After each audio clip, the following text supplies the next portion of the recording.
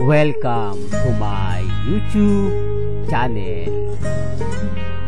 Kung bago ka lang sa channel na to at true-blooded Aldab Nation ka, tama po ang channel na pinuntahan mo. Kaya considering na po kitang bagong subscriber. At huwag mong kalimutan pindutin yung bell para lagi po kang updated sa bagong video na ilalabas ko. Salamat po sa iyong pag-click sa channel na to. Welcome back mga kaaldab. Ito na naman po ang inyong lingkod, si Mr. Destiny, at napakarami natin pag-uusapan po mga kaaldab. Ito yung mga nangyari ngayon at naganap po sa social media dahil nga po magpe-perform o magiging host nga po si Alden Richards sa Star on the Floor sa GMA Network itong June, na ipalalabas nga po tuwing Sabado, na kung saan yung Pilipinas Got Talent sabay din pong ipalalabas ng Sabado, na magiging katapat nga po niya si Catherine Bernardo, dahil ito nga po raw ay magiging judge ng Pilipinas Got Talent. Medyo issue yan, di po ba? Medyo mabigat nga po talagang labanan na naman yan. Ito yung komento ng mga ilang kritiko na pinagtapat talaga sina Alden Richards at si Catherine. Ito yung mga kumbaga sari-saring komento, sari-saring reaksyon, na siyempre may papabor po kay Catherine at may papabor din po kay Alden Richards. Parang pinagsasabong nga po ang mga fans, di po ba? Although totoo, literal, kasi sa tingin nyo, kung isa po kayong cut din, sino yung panonoorin ninyo? Si Alden Richards o si Catherine? Hindi naman pwedeng dalawa yung TV, kumbaga dalawa yung panonoorin nyo. Depende po yan sa, maliban lang po kung may sarili kang TV dalawa na sabay mong panonoorin, di po ba? Alam nyo, nakakatawa yung mga reaksyon dyan. Pero bago natin yung balikan, mayroon nga pong death threat si Alden Richards. Nakakatakot po, no? Isang fans na hindi mo alam kung bakit galit kay Alden, na kung saan po pwedeng totohanin to at po pwede ring hindi, di po ba? Sabi nga po ng mga ilang kritiko, may mga bagay-bagay na nakakatakot nga po yung pagbabanta kay Alden Richards, di po ba? Malay nyo bigla nga po itong makita si Alden Richards. Alam nyo naman si Alden Richards, di po ba? Kumbaga siya po yung tipo na talagang malapit sa tao. Hindi siya yung tipo na artista na kapag nakakita agad-agad, di po ba? Tatakbo agad-agad. Ganito, agad-agad. Gano'n. Kanya-kanyang komento yan. Kanya-kanyang reaksyon. Pero gaya ng sinabi ko mga kaaldab, ako, masaya po ako sa mga nagaganap. Masaya po ako sa mga nangyayari. Ang importante lang naman po, sabi ko nga po sa inyo, maging updated kayo. Ano man po yung mga nababasa ninyo, napapanood, napapakinggan, relax lang. Hindi po ba? Kasi sa atin naman po talaga yung tagumpay. Sa atin lang naman po yung 101%. Gaya po nito, kampi po natin ang tadhana.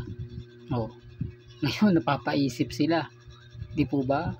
Pinagtapat yung cut din o yung pinagtapat yung dalawa Star of the Floor at Pilipinas Got Talent. Sino yung mas papaboran? Sino yung sa palagay ninyong aahon?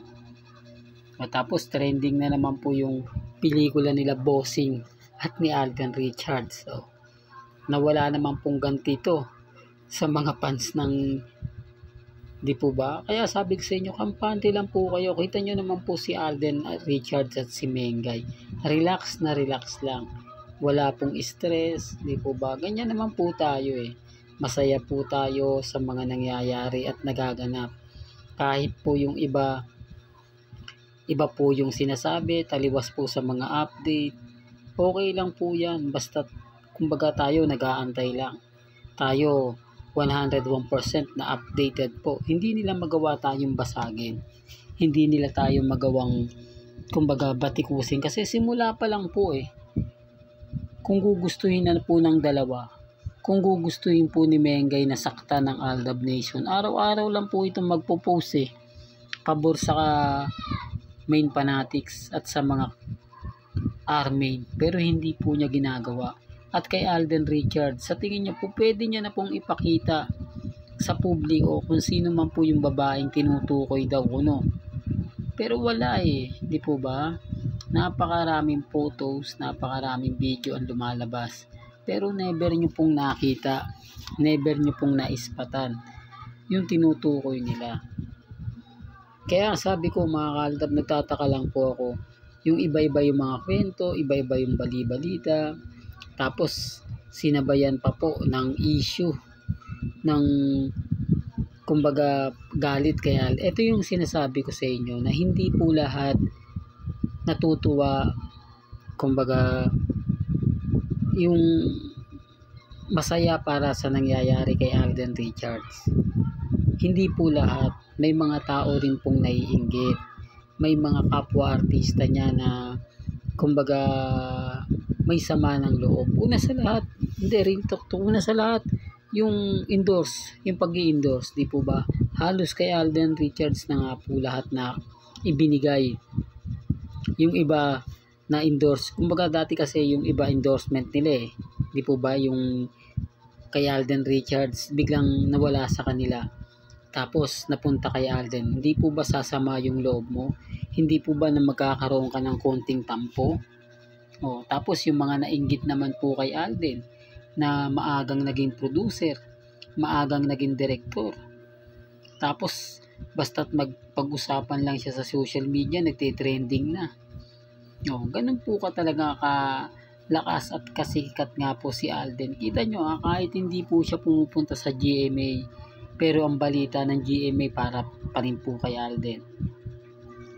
Dun po sa paglipad ni Alden sa pagiging piloto, lahat nakatutok ang GMA network. Halos lahat siya po yung topic, pero hindi po siya magawang i-guess sa unang hirit. Dati-rate, di po ba? Nag-guess si Alden sa unang hirit.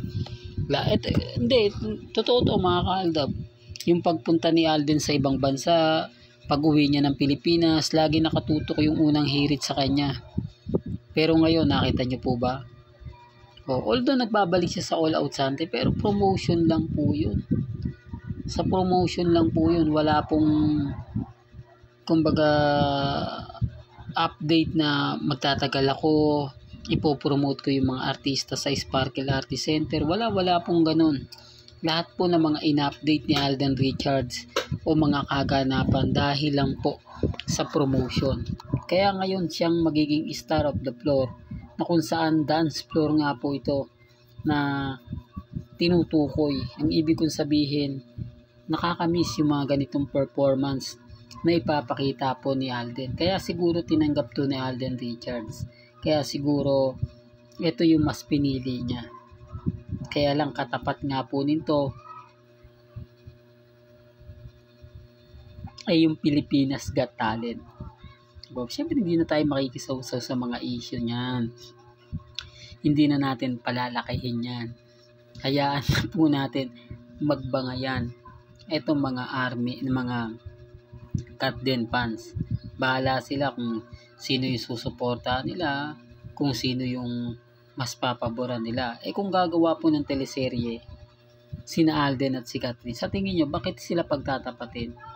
Bakit kailangan pa na mismong Sabado, araw ng Sabado ipalabas? Po pwede naman po siyang Linggo. Hindi, para lang klaro, para lang po malinaw.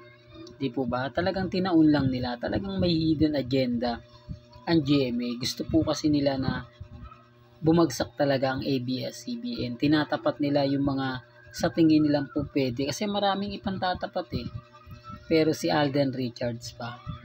Pwede naman po yung iba. Sinasabi ko lang po yung opinion ng mga netizen. Kung ano po yung mga nababasa ninyo sa website, nakikita, napapakinggan, yun naman po yung pinapaliwanag ko. Kaya sana kung fake news doon. Paano nagiging fake news si Mr. Destiny? Kung nababasa nyo naman po, napapanood nyo naman po, napapakinggan yung mga ina-update ko at pinapaliwanag ko. Hindi po ba? Buti sana kung bigla na lang sumisibol Hindi, kayo rin naman po nakakapuna, kayo rin naman po nakakakita, kayo rin naman po nakakabasa. Kaya lagi kong pinapaliwanag at sinasabi dito po sa channel ni Mr. Destiny, nire-respeto ko po at ginagalang ano man po yung opinion ninyo. Pabor man o hindi yan, okay lang po yan. Ang importante lang naman po kung ano yung paniniwalaan ninyo, nire-respeto ko yan. Mag-comment man po kayo ng masakit o hindi, pabor man o hindi, hindi ko po yan dinidelete. Yan po yung kagandahan nyo sa channel ni Mr. Destiny. Hanggang dito na lang po ang ating latest updates. Kaya kung gusto nyo pa po ng pinaka-latest at sariwang update, abay tumutok lang po kayo dito po sa channel ni Mr. Destiny para updated po kayo sa mga bago at sa mga latest na i-upload po natin maya-maya lang. Kaya kung bago ka lang sa channel na to at isa kang true-blooded Aldab Nation na nagmamahal kina Mega Tisoy, tama po ang channel na pinuntahan mo, kaya consider na po kitang bagong subscriber. At huwag mong kalimutang i-share ang mga video po natin sa mga mami, sa mga titas, at sa mga senior. Hanggang sa muli, salamat po sa panonood at pakikinig.